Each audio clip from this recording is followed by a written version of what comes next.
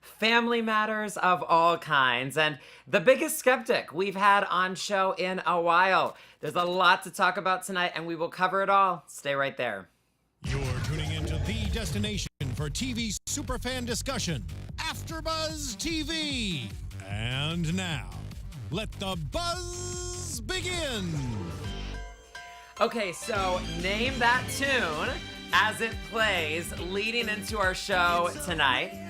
It's been a long time since I've heard this song, so I don't know how many of you at home recognize it, but that is the theme song for Family Matters, a 90s sitcom, which I don't think I was actually supposed to be watching as a child, but I did watch, and I did enjoy.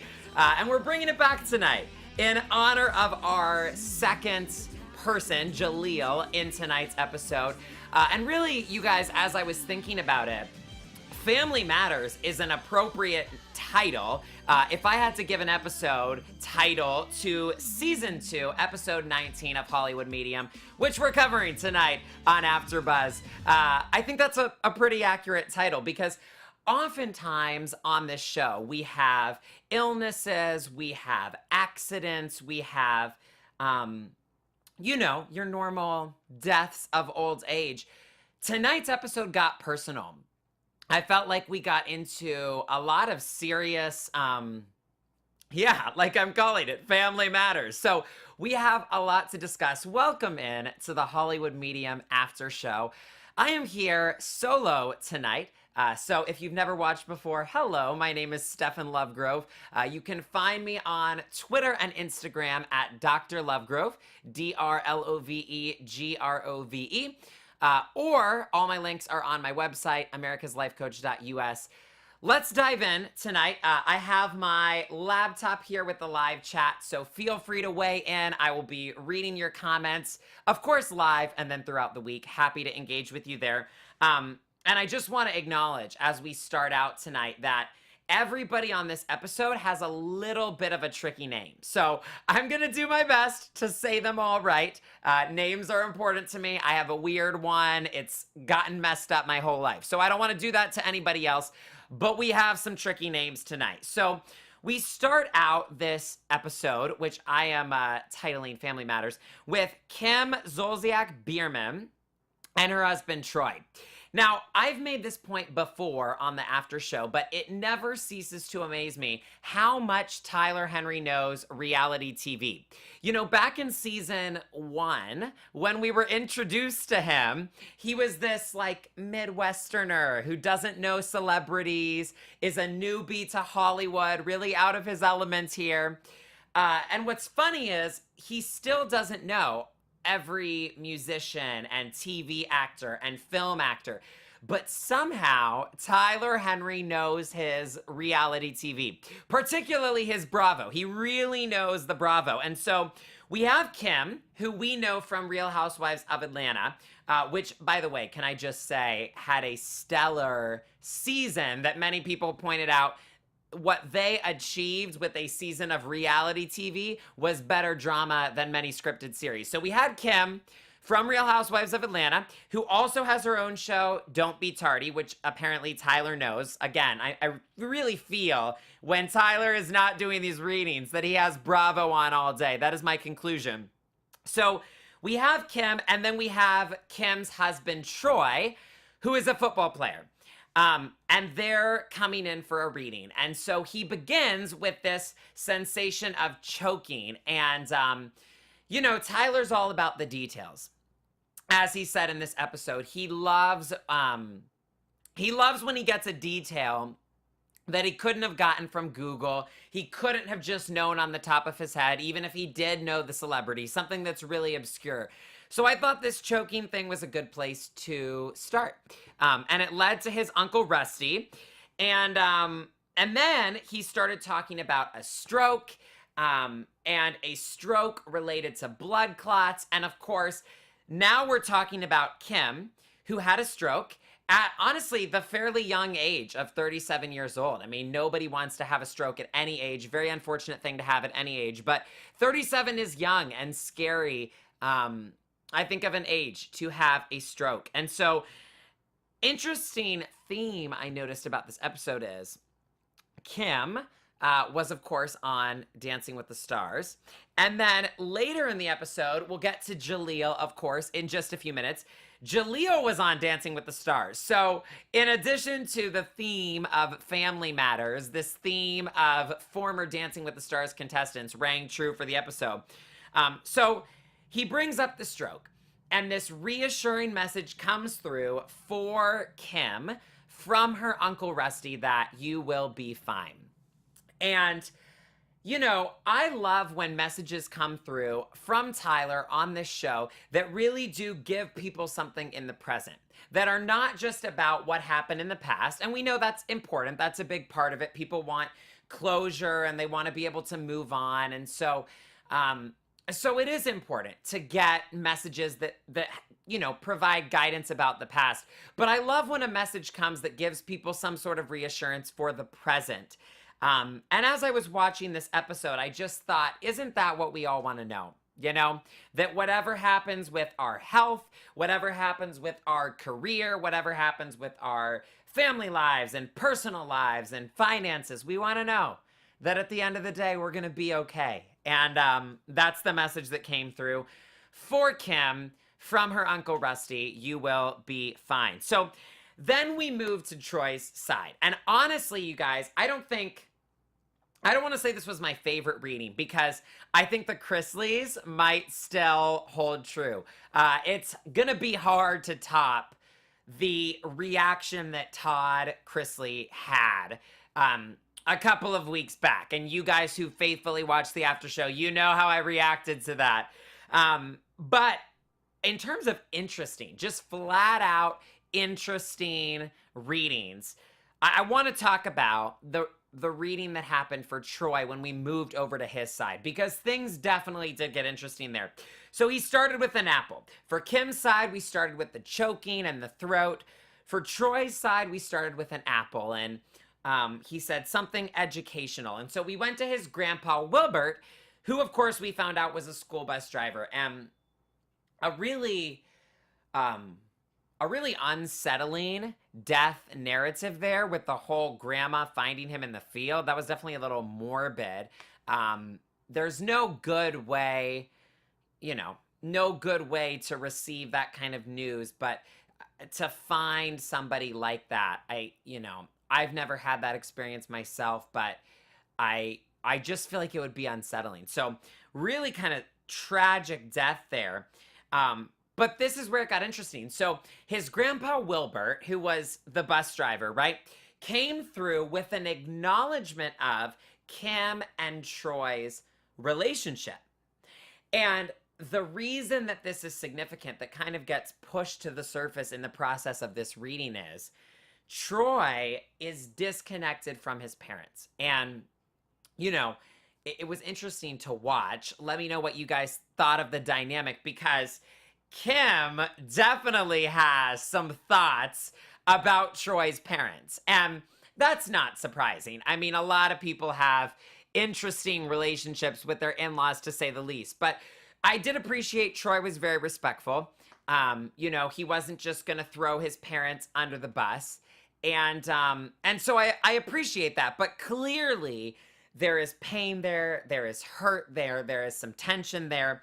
So Troy has a disconnect from his parents, and Kim brings up they weren't particularly happy about who he married, which is interesting, and Troy, as I said, Troy was being respectful. So we didn't get answers on what exactly the situation is there, but Kim hinted at, Troy's parents did not think that he was, perhaps did not want him to marry a real housewife,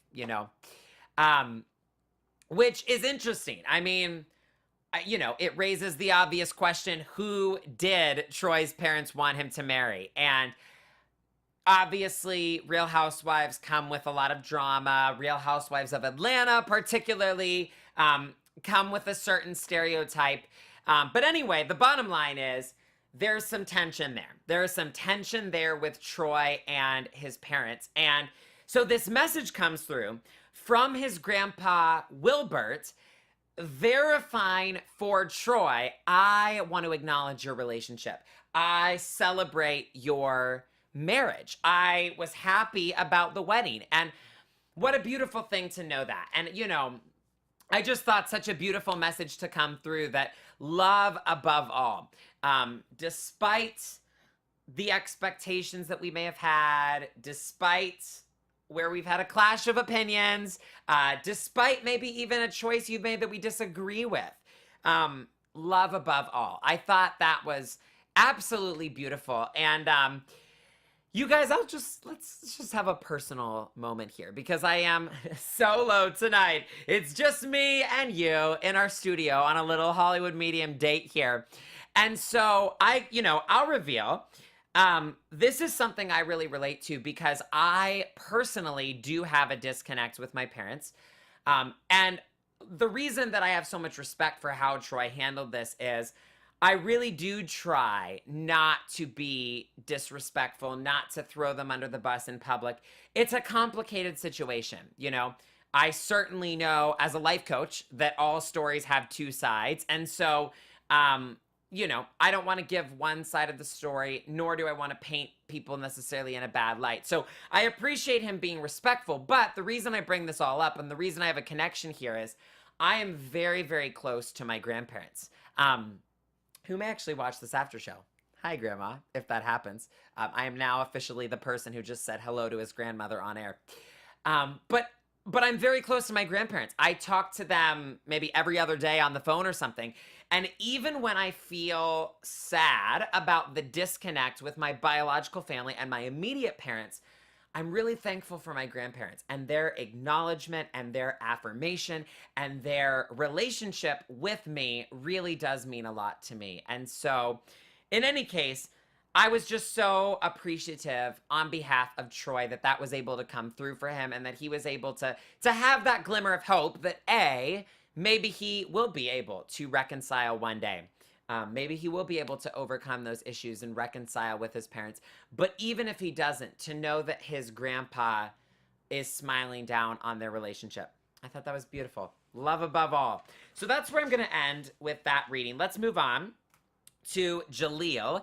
And while we move on, can we just take a moment to laugh about the fact that Tyler is a germaphobe, which somehow does not surprise me at all. When I heard that, I was like, you know, I think that we've heard this before on the show. I don't think it's completely new news, but also it's not surprising. Like, I could have guessed. I don't mean that in a bad way, Tyler, but I could have guessed Tyler was a germaphobe. That's somehow not very surprising. So, okay, so Jaleel White, who played Steve Urkel on Family Matters, which was, of course, the song that we rolled in with today. And again, this theme on this episode of former Dancing with the Stars contestants, as Jaleel was, in fact, a former competitor on Dancing with the Stars. So I gotta tell you, it made me so happy that Jaleel brought up that he is a Sagittarius. I am a Sagittarius as well. So hello and Sagittarius love to you, Jaleel. And he's very right that we are, as Sagittariuses, that perfect, I'm calling it perfect, but I'm biased. I hope that's not too egotistical. But we do, as Sagittariuses, have that combination of both being open and being skeptical.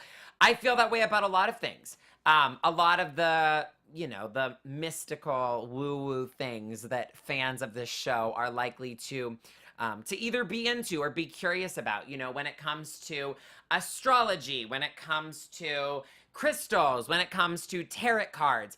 These are all things that I started out being skeptical, open but skeptical about. So I just want to verify, hey Carlos, I just want to verify as a Sagittarius, yes, we are indeed open but skeptical. That is so true. So he starts doing this reading for Jaleel, and the first thing that comes through, we spend a lot of time on this person. I mean, I want to say the majority of the reading is the person that I'm about to describe and go into here. So this person comes through that very much acknowledges they died too soon, and their life was taken away from them too soon. And then Tyler says, I'm sensing balloons, which I didn't make an immediate connection, but now looking back on it, I'm realizing, okay, hospital balloons, maybe that's obvious. And a September birthday. And I love the details, particularly for somebody that is skeptical. The details are very important. And so he says it's a September birthday and it's in the later part of the month after the 21st. And what I loved about this particular reading is Jaleel was very skeptical. Jaleel was like, I don't know. All I can think of is an October birthday. But Tyler didn't go, oh, well, then I must have gotten it wrong. Tyler was like, okay, keep thinking, keep looking, because I feel very certain it was a September birthday, and we're looking in the later part of the month, and it was after the 21st. So he continues, and he clarifies, it's a sentimental female. There's a lot of emotions and feelings here, and there wasn't a goodbye. She didn't get a chance to say goodbye. And I love, and I wrote this down in my notes here. I'll show you guys, since I'm doing a little solo show tonight. I'll do a little reveal. We have these notepads, and we take notes every week. Watching Tyler Henry, we take notes on these notepads. So I wrote down at this point in the reading, I love that he still hadn't gotten a name from Jaleel. Jaleel was like, my lips are sealed. You are getting nothing from me. And how very Sagittarius. You know, I said the very first week I came on this after show, if it was me, I would be the type of person to, not to withhold. I mean, I would be very open, but that Sagittarius energy of open but skeptical, you know. I did a psychic reading a few weeks ago that I mentioned briefly on that after show. I have another one coming up, and it's this one particular psychic that I trust. I wouldn't just go to anybody. But like, even with that person, I mentioned when I went to that reading, I didn't want to give a lot of details away, like in my question. I really wanted to know what is going to come through this person on their own. And so I just felt exactly where Jaleel was at so much. I love that Tyler kept going and kept getting details that were accurate and correct without Jaleel giving him any confirmation. So he finally says E-L-L-E. He got very clearly, I'm getting an E-L-L-E. And Jaleel is like, are you sure you didn't Google? I mean, Jaleel is like, I can't even believe this. And that, for a split second, it did parallel Todd Chrisley's shock that Jaleel experienced here. So it turned out to be his co-star from Family Matters, Michelle Thomas, who he was very good friends with, and who died, as he had felt, way too young of stomach cancer. And you know what? I very much relate to, I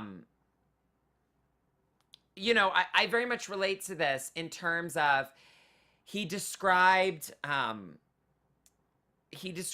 disbelief that happened when he got this phone call that Michelle had passed. And it was just a state of disbelief. Like, he knew that she was in the hospital. He knew that she had this cancer, that, it was serious. But he said he just kind of thought or hoped that she would recover. And it was a shock. And I've been there. And if you're watching this and you've lost somebody at way too young an age, you know the shock and disbelief of, like, even if it was theoretically possible that they could pass away, even if it was likely that they could pass away and that you have been warned about it, there's still a moment of disbelief, and I totally get that. So Jaleel now is finally starting to buy into the reading here. And, again, I just had so much fun with this reading because Jaleel was like, if this is a hoax, I just want to figure it out.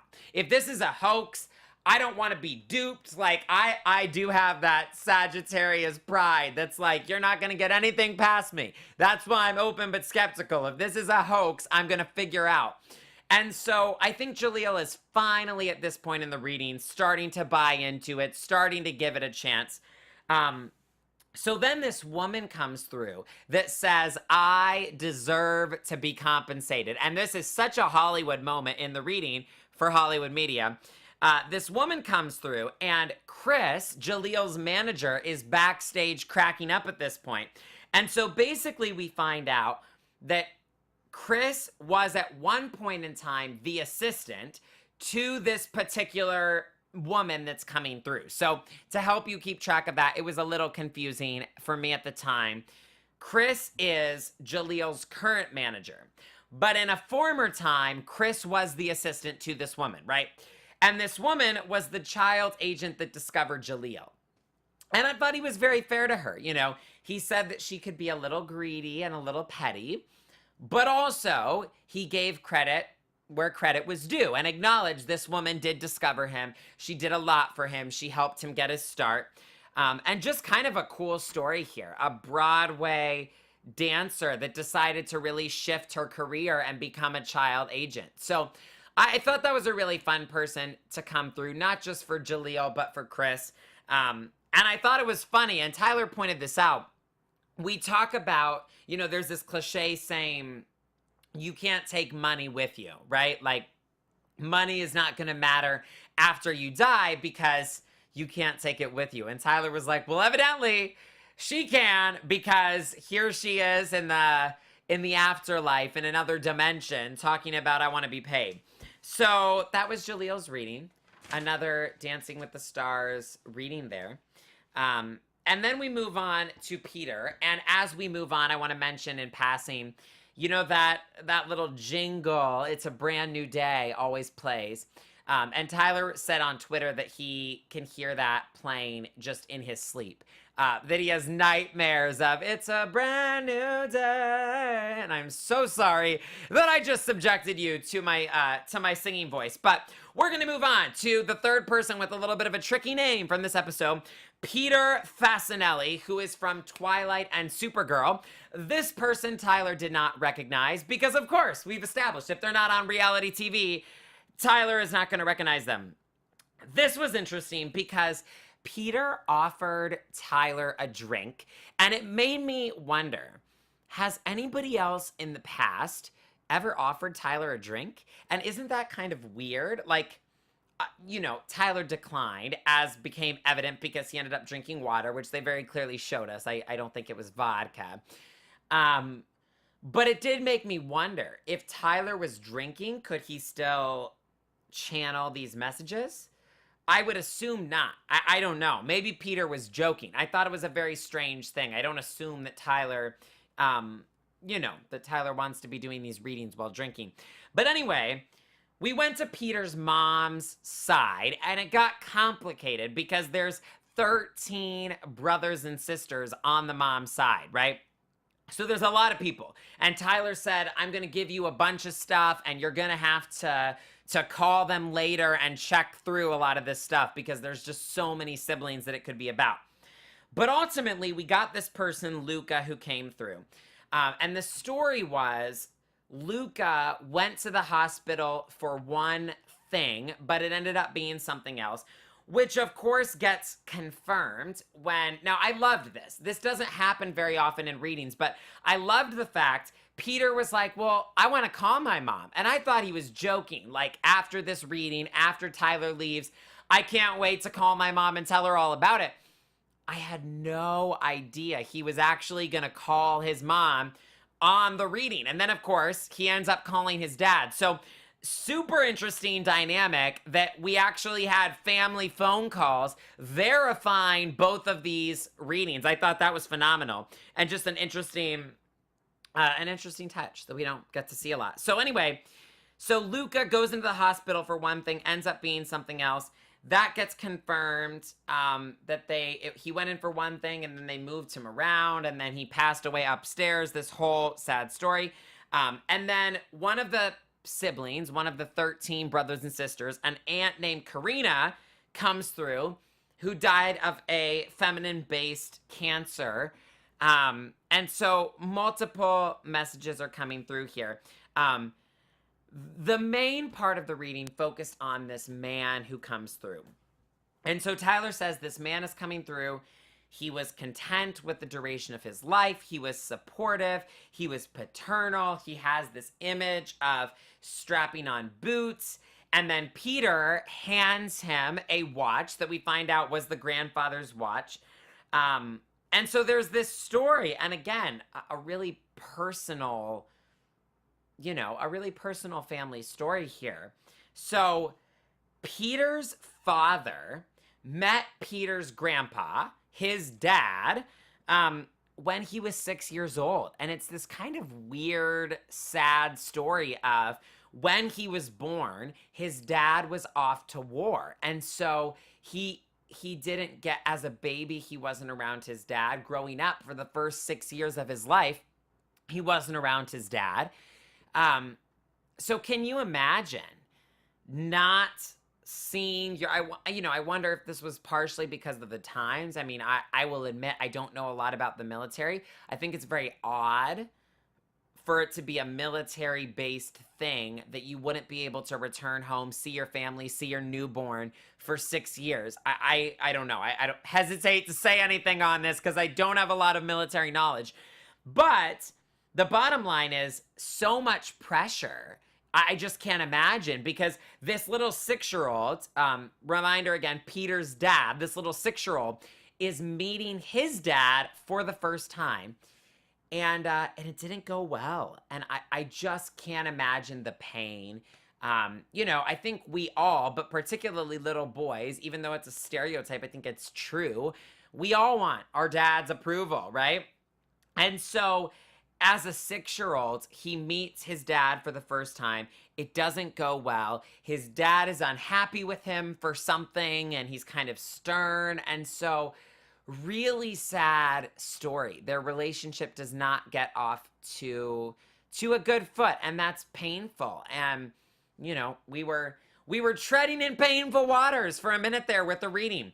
But before you get too uncomfortable, the good news is it resolved between them, and it grew into a great relationship long term.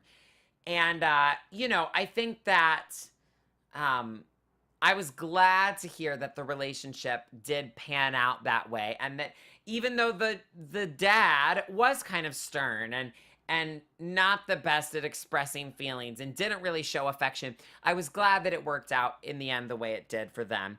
And so after calling the mom, then Peter Facinelli decides to call the dad, and so we get Pete Sr. on a phone call.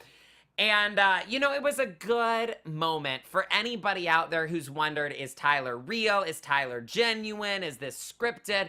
I told you guys, I settled a long time ago. I think he's the real deal. I think there's plenty of evidence that he's the real deal. If you're still that skeptical, why are you really watching the show at this point?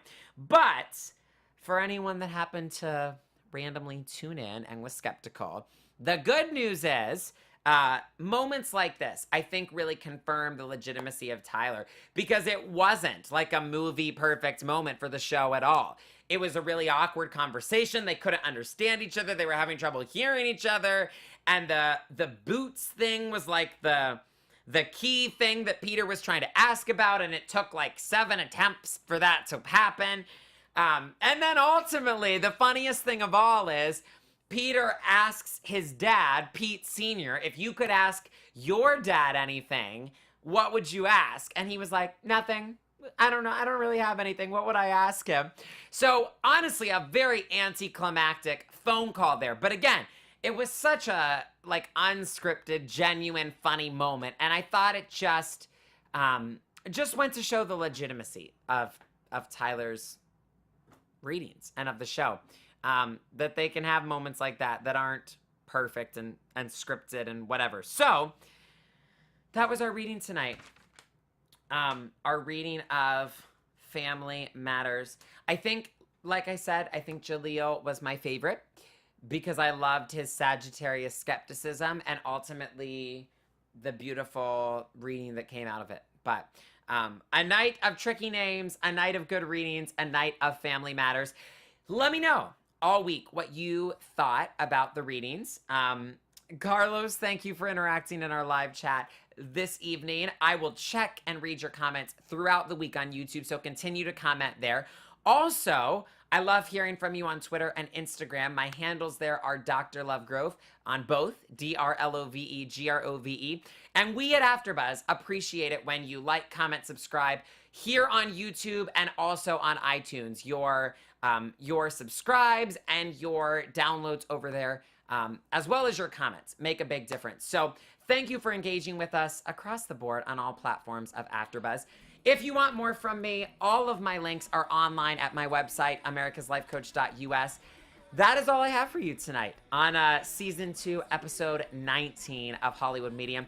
I will be right back here next week, and hopefully there will be 2 other lovely people with me. Mina will be back, and a new person joining our panel for the first time. So stay with us next week. Be back then, and we'll see you next week. Have a wonderful week. From executive producers Maria Menounos, Kevin Undergaro, Phil Svitek, and the entire AfterBuzz TV staff, we would like to thank you for listening to the AfterBuzz TV network.